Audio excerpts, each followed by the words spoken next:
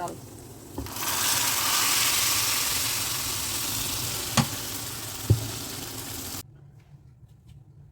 পৌনে 1 কাপ ডালে দিব একটা পেঁয়াজ, 3টা মরিচ,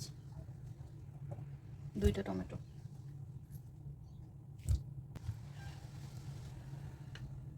আধা চা চামচের মতো দিব হলুদ, মতো মরিচের গুঁড়া, 1 চা চামচ জিরার গুঁড়া, লবণ, পানি। এখন এটা চুলা বসাই দিব।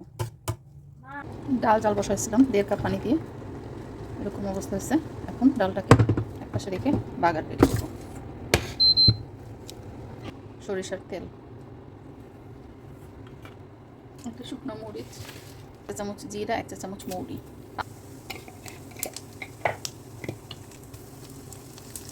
2 কোয়া রসুন, কেটে পেঁয়াজ,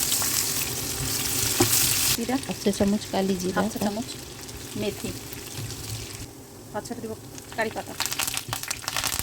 সব যখন সোনালি ভাজা ভাজা হয়ে যাবে তখন দিয়ে দিব ডাল।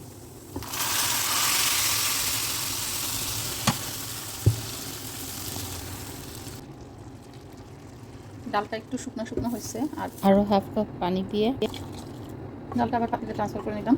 ধনিয়া পাতা একটু দিয়ে